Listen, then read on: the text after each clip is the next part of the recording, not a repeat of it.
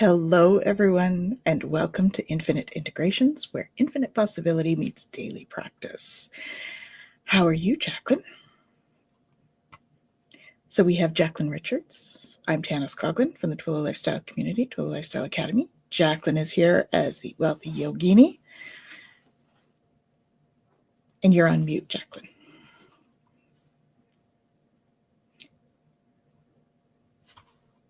Let's do that. There we go. Now you're not on mute. I was going to say, I have a quick question. I'm wonderful. How are you? I am good, thank you. We've had a little bit of snow a rough start. The snow. No, it's a snowy start. It's a wet, cold, damp start. But we're here, and that's all that matters.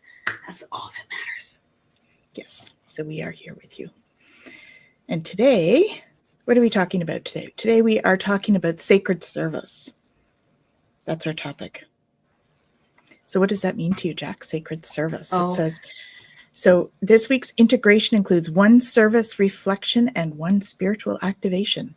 So let's reflect on what sacred service means. I know for me, sacred service, and because I teach yoga, it's not about getting the money. It is about knowing that I'm offering something, a learning. I'm offering tuning for those who are in need. And they may not say it out loud, see it. You can sense it. You know, I recognize when people aren't taking the long, deep breath, lifting their shoulders, taking them back and releasing down, they're holding on to something. They're holding on to people, situations, stress. And me being of service will always be, how are you? How can I help? What's happening with you today? And understanding that I will listen. Sacred service is listening. It's speaking with honesty. It is not being afraid to offer your service, because really it is so incredibly sacred. Yeah, definitely. And I think, we've just lost her for a moment. So for me, I'll just go into it for myself. So sacred service is really about doing it from the heart, doing, serving from the heart. And it's not about giving just what I want to give. Like, it's sacred service is about what does the other person truly need? Because that's where service starts. It's asking, what do you need today? And then if I can't service it, then also being open to, referring on if there's a service thing that somebody needs something. So I think that is an important thing. And I think when we talk about this, serving from overflow, right? Giving from overflow instead of giving from scarcity. That's a huge concept when we talk about sacred service as well. So, we're still working on getting Jack back. There she is. Hello. I hope I didn't miss anything, Tanys. I just went into what sacred service was for me. And for me, it was about giving what that person needs, not just about what I want to give. I would be speaking of sacred service. I'm not sure I received that sacred service just now as the internet disconnected. Yeah. It's not what we want. So it's all good, though. You're back, I think. Maybe not. I think we might be having some technical issues here. So bear with us, folks.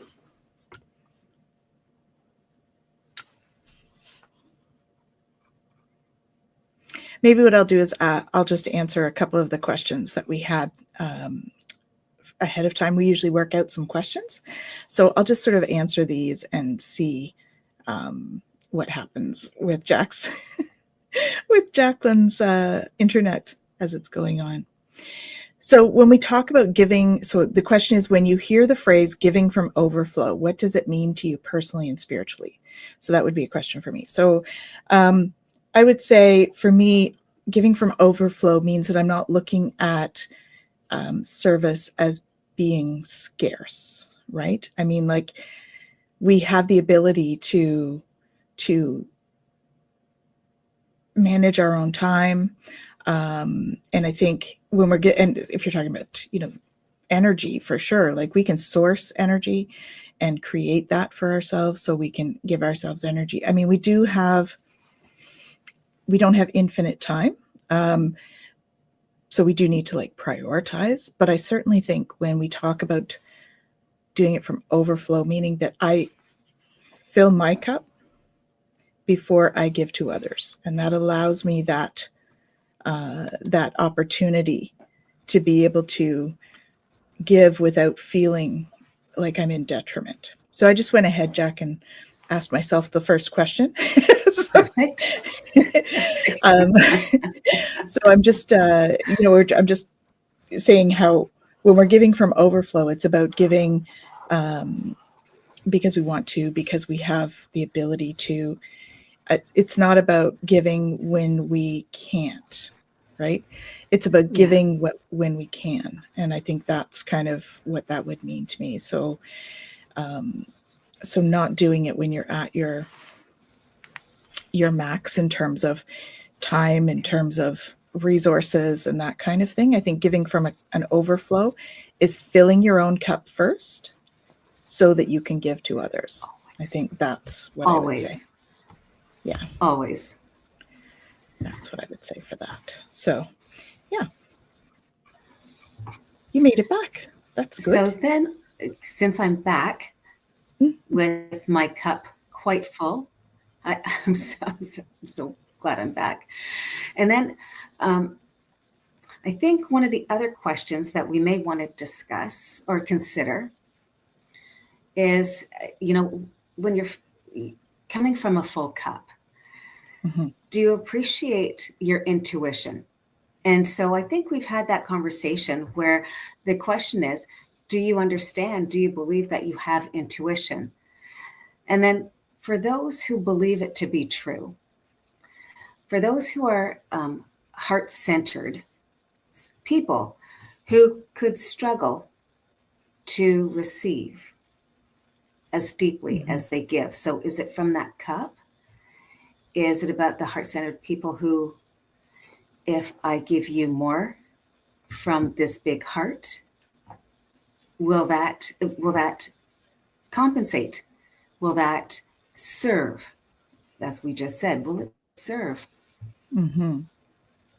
But then the other side of that is, what does giving from depletion look like? Especially like in your financial wellness perspective, right? If we're giving from depletion, then we're not giving from overflow. So what does that look like? I love that you said that, Tanys. I last week I gave a quick presentation about what to do Christmas time. And I think I may have said a little something last week as well. And so parents who want to give gifts, is it always money? Is it always cash flow? Is it always trips? Is it, I will help you travel? When that parent or those parents, those family members haven't done it themselves, they keep thinking, I should, I would, I'd love to, but I've got to give to someone else. Wow. Well, and that's when they're giving from an empty cup, really, right? Very empty in many cases. Yeah.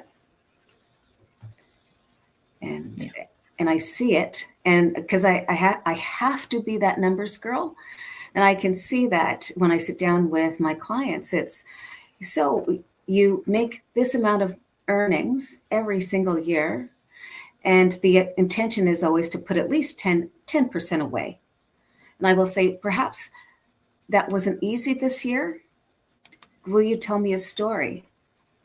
And I'm there with open ears. That's my service. I will listen. I asked a question and hope that it's an honest answer I will receive.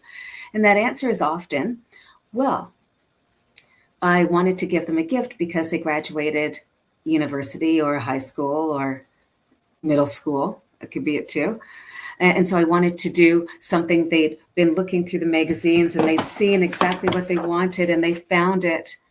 And I thought I would do it. I'm a good parent. I want to do that. Even though that good, groovy parent didn't have enough to pay their property taxes. Yeah. I get to see that. I ask that question. The next question is, and what shall we do? How do we fill that cup so that you can get things that you need to get done? Mm-hmm. Debt is not evil. Debt is an opportunity to think about what's next. Yeah. I think, in our times right now, it's a difficult thing because finances are challenging at the moment for so many. And, we used to do Christmas, and we would, at Christmas or the holidays, whatever it is that you celebrate, if you're giving gifts at this time of year, we used to do gift giving from homemade things. Why not go back to that? Things that are not, Exactly. that it's the effort that you're putting in rather than the amount of money you're spending. I really appreciate that, the effort that people put into things. Well, it's, we've heard that we often have not cookie potlucks, but cookie potlucks. So everyone makes a dozen cookies, 12 cookies. Some of us make 13 because that's the way we are. So we'll make 13 cookies, put it in a groovy little bag. And here it is. Here's a recipe for the cookie. I hope you enjoy it. And that is our gift. Now, I know between you and I, we can make dozens of cookies because of for me, it's about a meditation as I stir and I relieve the ingredients into a beautiful bowl. And I have the heat from the oven that continues to cook it. And then I take that beautiful breath. I lift my shoulders. I take them back. I drop them down. I think, I hope that they appreciate it as much as I do. I will tell you a story. One Christmas, as a single mom, and it's me and my little girl, and we had like a Charlie Brown Christmas tree. Like it was that tiny, that perfect. And for Christmas, I made origami animals. And so the animal would have a penny. When we had pennies here in Canada, so I'd make, a swan, and I'd put a penny by the swan, and then I make a duck, and I put a dime by the duck, and then I'd have its water placed on the table. And that was my gift. And it was interesting, the conversation. Oh, what's this, Mom? Oh, what's this? Should we go sailing, Mom? Like the conversations that you get to have with things. I did not go out to the store to buy a gift. It needed to come from the heart. And at that moment, it certainly did. Mm-hmm. Yeah. It'd be interesting if she remembered that. Well, I can remember, like, we did go out to buy this stuff, but it was when dollar stores were just dollar stores. Yeah. And I remember my son, we were working on teaching him, the value of money and the, gift giving. But we didn't want him to be going out, and he didn't really understand money yet, right? So we're talking 4 to 7 years old. Well, 7 he was starting to, but 4 years old to 6 years old kind of thing. And so we would take him to the dollar store. He would make a list of the people he wanted to buy for, and we would talk about, why you wanted to get those people a gift, and we would all of that stuff. And then we would go out, and he would be able to pick something from the dollar store. And it would be something, of course, it was not a lot of money. It was $1 and tax for each person. But he knew that he had picked it out specifically for that person. And that's that, giving from the heart piece, Another year we made ornaments. Christmas beautiful. ornaments from home. You know, we did end up, I think, buying the wood, but then he painted his own images on, and we wired them up, and so people could put them on their tree, that sort of thing. So those kinds of things, you know, they're lovely, and I think that we could do more of that. You know? Yes, we could, because each and every one of those ornaments, each and every one of origami, because I signed them, Santa signed them, and there's a story to be told about it. And isn't that interesting that it was a year later, it was 10 years later, it was a quarter century later. And I don't know about you, I imagine perhaps those who received your son's gifts may still have them. But when you pull them out and you recognize, I have mine on the tree, and you recognize it, that was that day, that was that year that this happened. Yeah. And most often it's a smile it puts on your face, your aura changes when you have, fingers crossed, those beautiful memories of a gift that was given. And there was no requirement for it to be a dollar amount. I think it was a heart amount. Yeah, it's a heart amount, right? Yeah. And we can give from overflow, heart overflow. So, and we have Kaylee is on. Hi, Kaylee. Hey, she says, Kaylee. Speaking of service, most of the gifts I'm giving this year is my time. So like Reiki sessions, hand making things, which she does a beautiful job, by the way. Yes, and that way she doesn't have the after Christmas panic. Yeah. Yeah. Very good. And we She's do very talk talented. about that. Well, when you get gifts from her, it is, again, they're not just made with love, they're blessed. And I imagine that the energy that flows from those gifts, people feel it. Definitely. Those humans who received it, not just said, thank you so much. They will continue to say thank you over the course of this season, depending on where they store it. It could be every day. Yeah. She's a talented artist, and I have a piece of her work on my wall in my treatment room, and it brings that beautiful energy in with it, you know. So it's and I see it every day. So it's a lovely way sometimes to ask how express that. It is, and I hope she appreciates it too.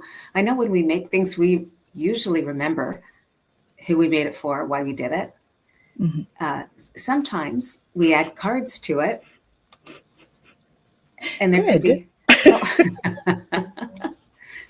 She's extraordinary, and we know that. Yeah. And I remember as a little girl, there was a certain time when we had to go grocery shopping. Oh, that too. But shopping for gifts. It was this time, these places, because we only had so much gas in the car. There was a moment where we took the bus to our destinations. So it got a little chilly, so you dress appropriately. It's awesome when you have those memories. I mean, it could be, it was so cold. I can't believe we did that. And then you get home and you have a cup of, my fingers were always crossed that not hot chocolate. For me, it was apple cider. Apple cider very nice. Does such wonderful things to the heart. And so those were my boundaries. I could do chocolate milk, but it didn't do well. The body said, love you, but not today. Yeah. So apple cider's better. Way better. And so, it's interesting. Those are my boundaries. People who love chocolate milk, love it. Some don't understand. Well, why can't you? I will tell you, those are my boundaries. And it's not just about spending money. It's about doing what's worthy of my body and my mind, my spirit. Yeah. Well, and that's, when we have our boundaries, that's how we're giving from overflow as well. Yeah. Right. Yeah. And, I mean, Kaylee mentioned about, giving Reiki sessions and stuff. So she needs to do her own work in all of that to make sure that when she's giving her Reiki sessions, and this would be for me as well, right? When we do our own work and we're doing energy healing, we have to do our own work. Because if we're trying to support others and we have an empty cup, we will feel depleted. Mind you, Reiki, we channel. So I always get stuff from that anyways. But if you're doing other stuff, right? If you're doing shamanic work and stuff like that, then, you're actually doing journeys and stuff like that. That takes energy. So we have to make sure that we're taking care of ourselves. I mean, Reiki, I always feel better because we actually just channel source energy. It's not ours. So that's why I love my job. But it's no, but how I get filled up at the same time, right? Exactly. Okay, so for those of us who are watching this right now, when you're doing something, when you have, and it's not about a job, when you're doing something that brings you joy. Yeah. Does that make you smile? Would you write about it and say, you know what I just did? I loved how it felt. I loved how it smelled. I loved the way it made me see the world in a different light. For me, that's when I'm teaching the vision board sessions. While it is about a service I offer, I feel like $1 million because I see some of my experiences when I had done my own vision board, and I look at it and I think, I dated that. That was in 2012 that happened. But I did my dream board in 2005. And so that when I look at that, when I see people expressing, this is what I'd like to see in my future. Some of them, it's in their present. Mm-hmm. Kaylee's doing that right now. So are you. As are you. Yeah. We have, there's so much happening. And, it's this sacred service, this concept of sacred service. So what does that mean to you?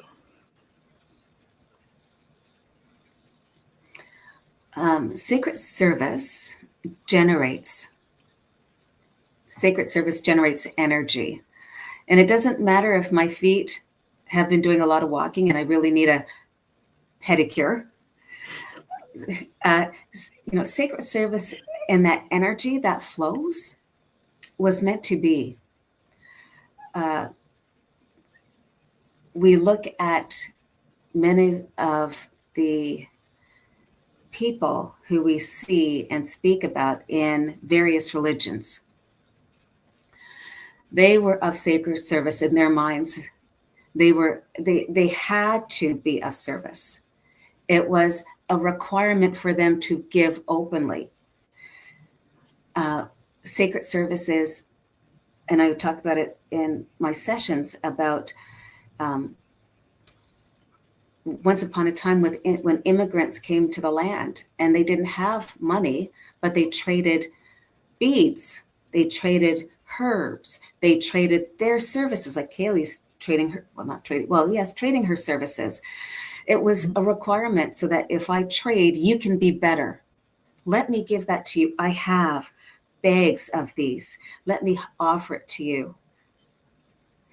Yeah. And while you may not have asked for something specific, whoever that was offered to would do exactly what you did. They're giving from their sacred service. They have it, they offer it. I keep thinking, Tanys, wouldn't it be great if they had, I don't know, a box of chocolates? Not just chocolate bars, but chocolates. Dark chocolates. That would be great. So you have yoga from me. I will take chocolate from you, and together we'll melt and bond. Or you will share, melt and bond. So I thought I would just look it up, sacred service, and see what you think about these options. Okay. Because I think it's fascinating, the concept, because sacred is all about something that is very, very special and deep, and it's soul felt. usually, right? That's the sort of the concept of sacred service. So this says, what is sacred service? Sacred service is the act of giving your energy, gifts, and presence in a way that honors your soul, respects your boundaries, and uplifts others without draining you. So it's service rooted in alignment, love, reciprocity, and purpose, not rooted in obligation, guilt, and self-sacrifice. Sacred service is not about doing more. It's about being anchored in who you truly are while you serve. Yeah. So that's a beautiful way to look at it. I hope that somehow you will send that out, because I know that if we read, observe, maybe even sing about it, I know there's a melody that could go with that. Appreciate that what was just said.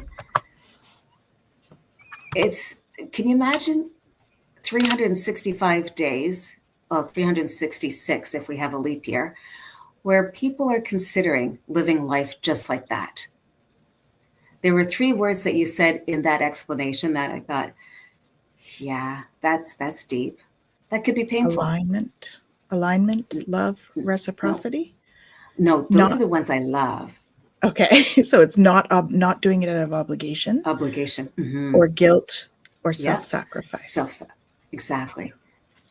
When people, people who use those 3 words and live those 3 words, and let us be of service to those humans who you see using those words, and forgetting about their boundaries. Mm-hmm. Yeah. Let's hold. Yeah. And that's depleting when we give without boundaries.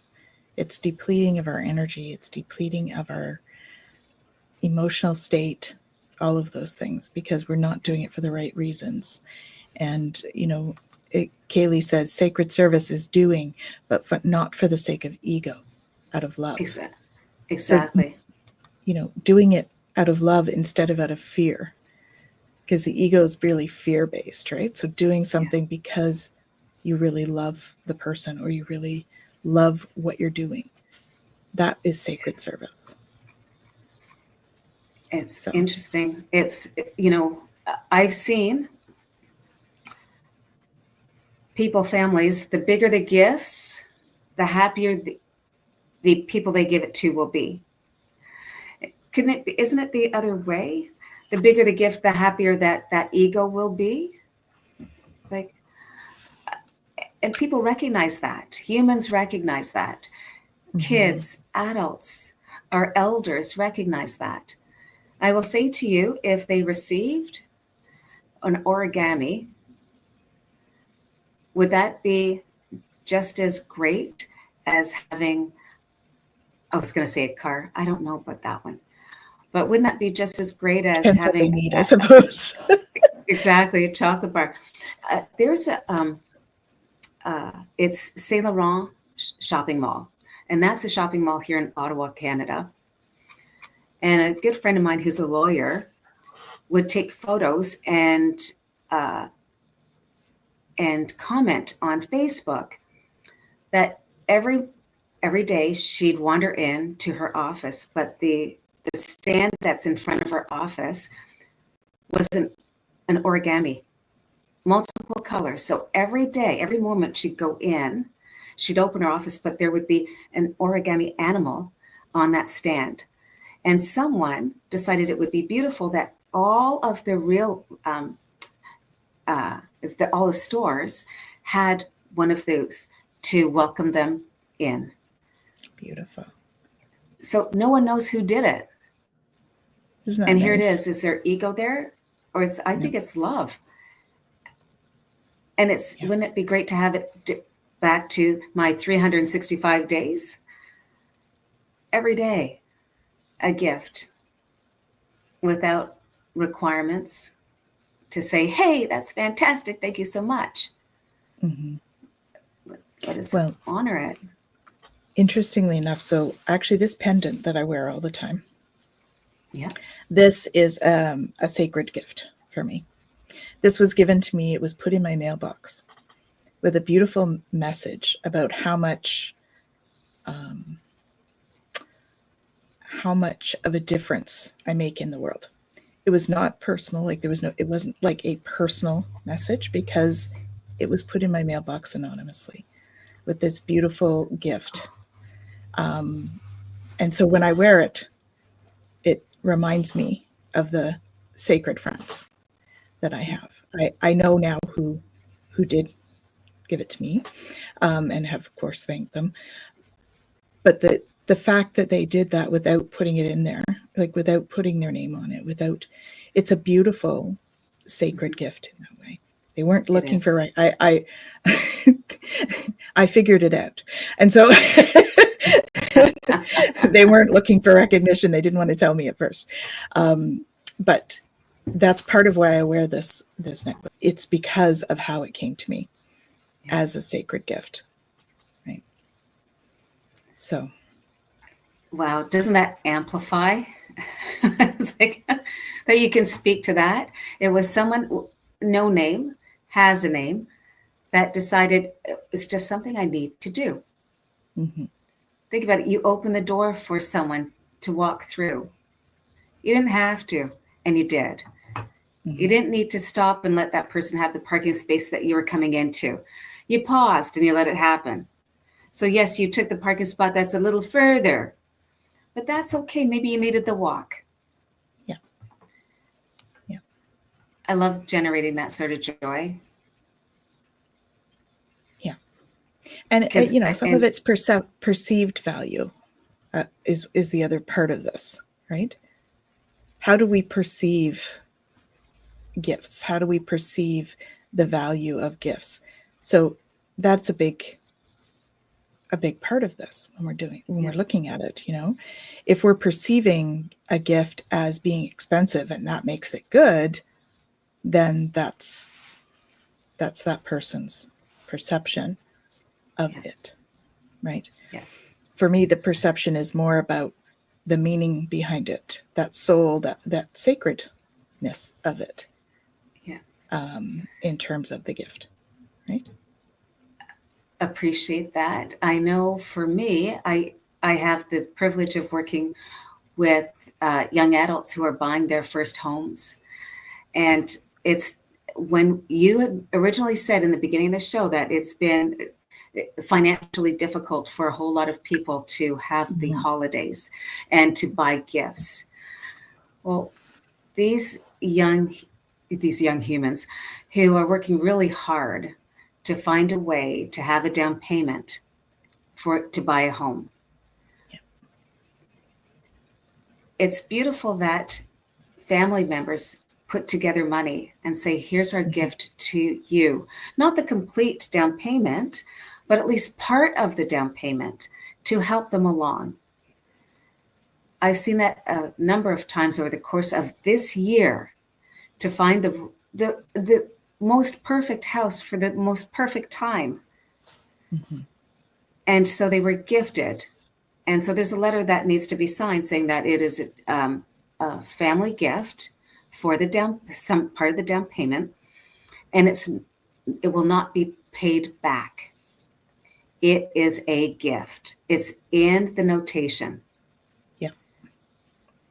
So those family members collectively allowed it to be not a difficult moment to give that to them. And here they are. There's tears in their eyes. They took the keys to the house. They had the family over to say thank you. And that will always be remembered. It is. And that's an example of the perceived value even being higher than the value of the home. Yeah. Right? Yeah. They're safe, roof over their head, and family that can pop in and sleep over.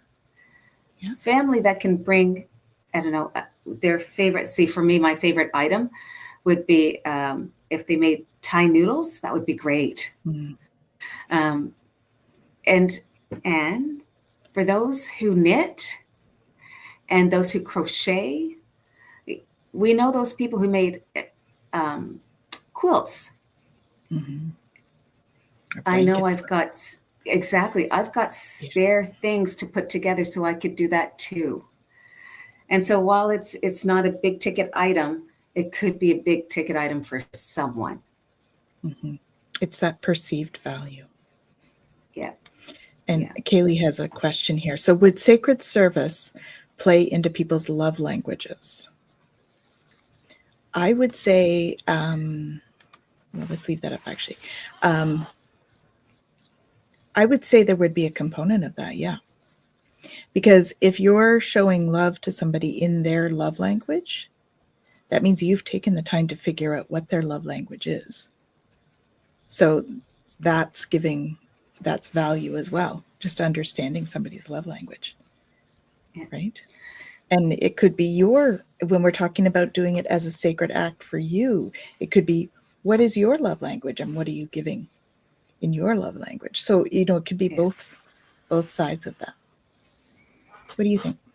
It's interesting to know what your love language is. I don't want to say it's a title, but it's kind of a title. There's 5 love languages. And for you to understand what yours is, if you're not getting it and you didn't know the language, that's up to you to know what your love language is. What am I looking for? For me, if maybe I'm not looking for a chocolate bar, maybe I'm really looking for a beautiful bottle of water. I need to know what my love language is so that I can let others know what my love language is. This is a season. So it would be not that you need to have big signs that says, here's my love language. I think people who want to know will ask. I think understanding what your love language is, and then your family members, their love languages too. Conversations happen at the dinner table. Wouldn't it be great to have an understanding about how you might want to communicate with some of the family members? They could be our elders who are always there. Do we know what makes them happy? Do we know what honors them? For some, it's a hug. Just give me a hug. For them, it could be, do you like my hair? Do you like my hair? Compliment me on my hair. Come on. Yeah. It could be, I wrote a letter to you. What did you think of the letter I wrote to you? I'm reading this book. What do you think? Do you read? Why don't you come and visit me next week? There's so many opportunities to figure out what makes people smile, because then we'd know what their love language is.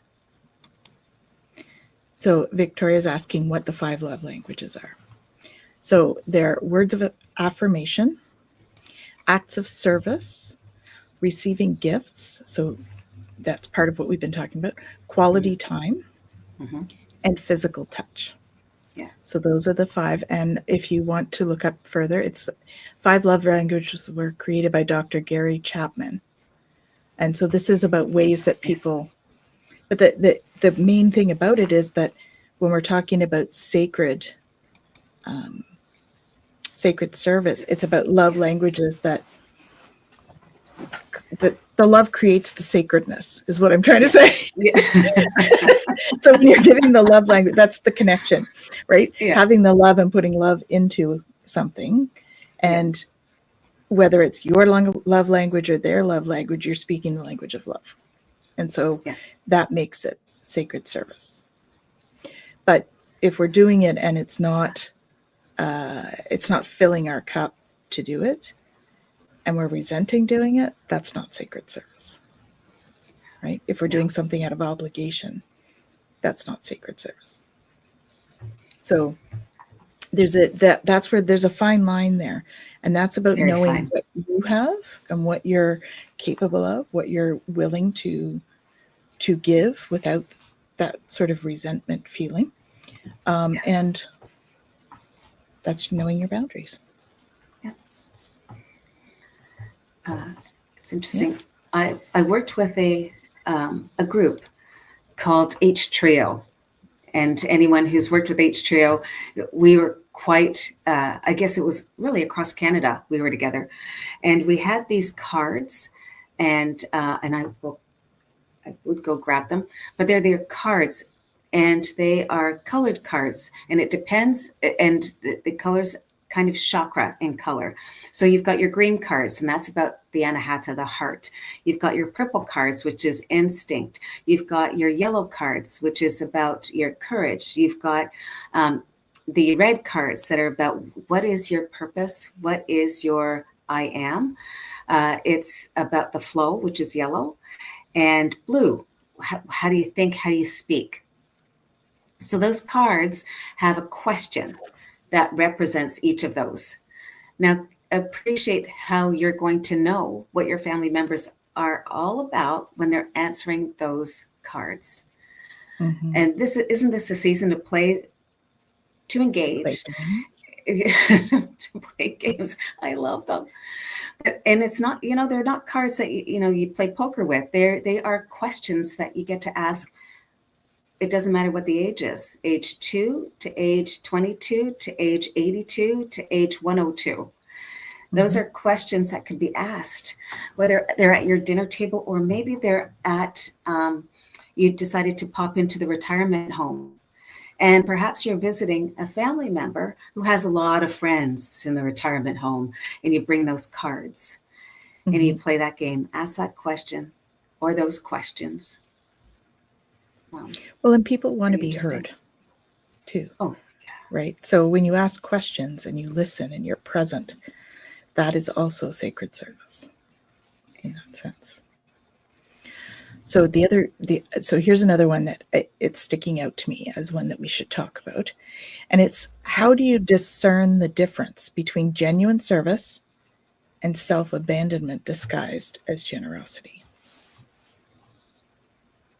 How do we discern the difference between genuine service and self-abandonment disguised as generosity?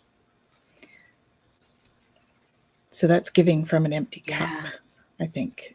So self-abandonment is like when we're giving because we've shoulded ourselves into it, right? We kind of tend to should ourselves. She said that word, ladies and gentlemen, should us. She shoulded herself. Should. I should do this because if I don't, it's going to be this. And so that's that fear, right? So when we self-abandon, we don't look at our needs. We do something even though we're exhausted and we have someone that really wants us to do something, but we're exhausted. Exactly. If I could use that, we're exhausted and a family member has called you. So you're tired. It's been a really long day. Someone calls you, a family member, a friend, really it's a work colleague who called and said, I need you to pick me up and take me home. Something's happened. I need you to do this. Would you do this for me? You're exhausted. So you do get in the car. And with gratitude, you make it there. They say, I'm so sorry to ask you of this. You look kind of tired. Can I get you a coffee on the way home?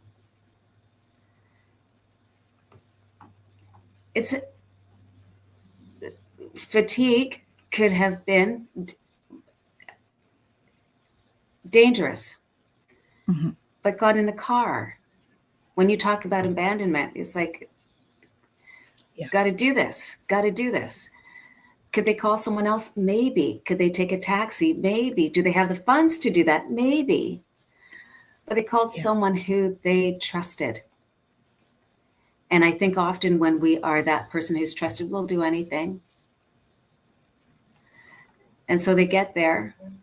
I don't know if a coffee would work. I don't know. But here it is. Sometimes. Well, and I think that's, we have to think about that because that in that particular case, you're also dealing with the fact that you love this person or you like them at least, or you wouldn't do it. So there is that component of it, right? You may be really tired, but if you have enough energy to do this, am I going to do it anyway because I have this love for this person? So you're doing it out of love for them, as opposed to doing it because you are obligated to do it. Because if you don't do it, they will think ill of you. Right. Then that's fear. Exactly. Yeah. So it's Yeah. it's fascinating, isn't it? And it's that thing that I always say, lead with love and let love lead you, because that's both sides of it, Yeah. right? Lead with love, meaning do with love, and let the love lead what you do. So we're talking about this, and I'm thinking about people in retail, in the retail stores, and they're selling a product that they don't believe in, but it's Yeah. in their store. And people have come in and said, "Oh, you've got a sale on it, and I would like to pick it up. And yeah, I'll take 2 of those." Do you say, "Are you sure you want to buy those? Perhaps you'd like to find it in another store, another item that might do you better than this one." Would we say something like that, or do we continue with the sale? Well, that's an ethical thing, right? And are you doing it because you're fearful? If you do sell it to them, are you doing it because you're fearful of losing the job? Yeah. That Well, could didn't be you just abandoned? your own Uh, integrity. yeah. Yeah. Oh, the stories we So, could tell. so I think that is the invitation for this Mm. week, right? It is. So that's our reflection. It's related to our reflection for this week. Oh, List good. 3 ways you naturally give to others. Then identify 1 way to give to yourself in equal measure this week. Balance begins within. Tana said equal measure. Write Mhm. that down. Equal measure. You can't give from an empty cup, so you Be fill good your to cup, you. Yeah. right? Yeah. Okay, so as usual, we are coming to So the end of our time. glad. So I do have an activation for you. So please close your eyes. Deep No, not breaths. the end. Deep breaths in through your nose and out through your mouth. And as Jacqueline says, raise your shoulders up, put them back. And I want you to visualize I took a crystalline deep light. breath. Good. I want you to visualize crystalline light pouring through your crown and filling your heart Take a breath. before Up radiating and down. outward as a reminder that true service begins from wholeness. So, this is the activation. I give from overflow, never from emptiness. My service Give is from overflow. sacred, So sacred. replenishing, and aligned with divine purpose. With divine purpose. So be it, and so it is. So, as you Oh, go I like forward, that one. mhm. So as you go forward, please remember that balance begins within. And oh, oh dear.